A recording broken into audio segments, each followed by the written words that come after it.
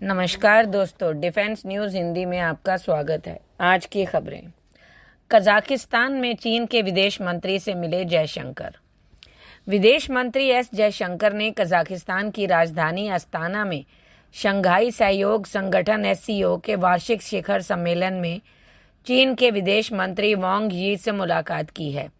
दोनों नेताओं की मुलाकात का वीडियो भी सामने आया है, जिसमें वे हाथ मिलाते नजर आ रहे हैं। बता दें कि कई मुद्दों पर भारत और चीन में घोर असहमति है और पिछले कुछ सालों में दोनों देशों के रिश्ते अपने बेहतरीन दौर से नहीं रहे हैं।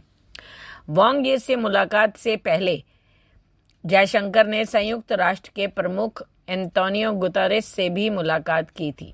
अगला, बहस में पिटने के बाद भी चुनाव लड़ने पर अड़े बाइडेन, कमला हैरिस का मिला साथ। अमेरिका में आगामी राष्ट्रपति चुनाव से पहले प्रतिद्वंदी रिपब्लिक पार्टी के संभावित उम्मीदवार डोनाल्ड ट्रंप के साथ हुई बहस में निराशाजनक प्रदर्शन के बाद भी बाइडेन चुनाव लड़ने पर अड़ गए हैं। सूत्रों के मुताबिक बाइडेन को अपनी मुहिम में कमला हैरिस का भी हाथ मिला है। बाइडेन ने चुनाव लड़ने की तैयारियों पर उठ रहे सवालों और दावेदारी को वापस लेने के लिए डेमोक्रेटिक पार्टी के भीतर बढ़ रहे दबाव को खारिज कर दिया। उन्होंने बुधवार को फिर से चुनाव लड़ने का संकल्प लिया और कहा कि राष्ट्रपति पद की दौड़ से बाहर करने के लिए उन्हें मजबूर नहीं किया जा सकता। अगला, ब्रिटेन में शुरू हुआ मतदान, अब जनता के हाथ कमान। पीएम के तौर पर सुनक के सियासी भविष्य का होगा फैसला।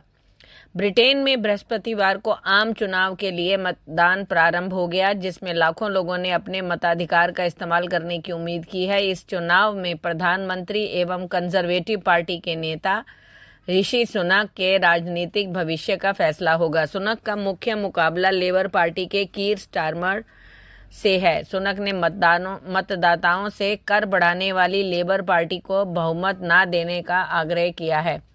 ब्रिटेन के आम चुनाव में इंग्लैंड, स्कॉटलैंड, वेल्स और उत्तरी आयरलैंड में 650 निर्वाचन क्षेत्रों के लिए उम्मीदवार खड़े किए गए हैं। मुख्य मुकाबला ऋषि सुनक और कीर स्टारमर की लेबर पार्टी के बीच में है। दो मुख्य दलों के अलावा Liberal Democrats, Green Party, Scottish National Party, SDLP, Democratic University Party, Sinn Fein, Plaid Cymru Reform Party ने भी अपने उम्मीदवार चुनाव में उतारे हैं। अगला, जापान में जबरन नसबंदी का शिकार हुए लोगों को मिलेगा मुआवजा, सुप्रीम कोर्ट ने सरकार को दिया आदेश। जापान के सुप्रीम कोर्ट ने एक ऐतिहासिक फैसले में बुधवार को सरकार को उन पीड़ितों को उचित मुआवजा देने का आदेश दिया जिनकी अब निरस्त किए जा चुके यूजेनिक्स प्रोटेक्शन लॉ के तहत जबरन नसबंदी की गई थी। यह कानून शारीरिक रूप से अक्षम लोगों के संतान न पैदा करने के लिए बनाया गया था। ऐसा अनुमान है कि पैदा होने वाले संतानों में किसी प्रकार की शारीरिक कमी को रोकने के लिए 1950 से 1970 के बीच इस कानून के तहत बिना सहमति के करीब 25,000 लोगों की नसबंदी की गई थी। अगला, अंतरिक्ष में क्या खतरे में है सुनीता विलियम्स, क्यों उठा यह सवाल, नासा का क्या है कहना। मीडिया रिपोर्ट के मुताबिक अंतरिक्ष में पहुंचने पर स्टारलाइनर को हीलियम रिसाव और थ्रस्ट समस्याओं का सामना करना पड़ा। ये थ्रस्ट अंतरिक्ष यान को चलाने के लिए जरूरी है और कोई भी खराबी महत्वपूर्ण जोखिम पैदा कर सकती है। इन चुनौतियों के बावजूद नासा और बोइंग इस बात पर जोर दे रहे हैं कि विल्मोर और विलियम्स फंसे नहीं हैं। वे अंतरिक्ष यान आपात स्थिति में पृथ्वी पर लौटने में सक्षम है। उनकी वापसी में देरी करने का फैसला इन तकनीकी मुद्दों की व्यापक समझ और समाधान सुनिश्चित करने के उद्देश्य से लिया गया है। अगला, जमीन निकल गई है या आसमान खा गया, फ्रांस से गायब हुई 1300 साल से पत्थर में धंसी ये जादुई तलवार।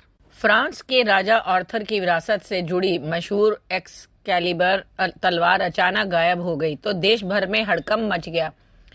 तलवार के लापता होने पर कोई इसे रहस्यमयी घटना बता रहा है तो कोई इसे मिथक से जोड़ रहा है।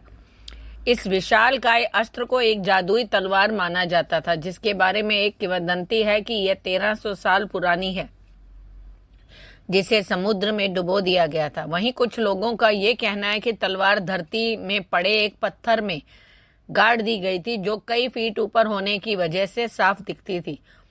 फ्रांस से गायब हुई कथित जादुई तलवार 32 फीट ऊपर पत्थर से बंधी थी।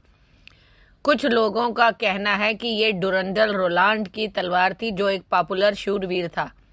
वो शार्लेमेन का अधिकारी था, जिसे अविनाशी माना जाता है। धन्यवाद।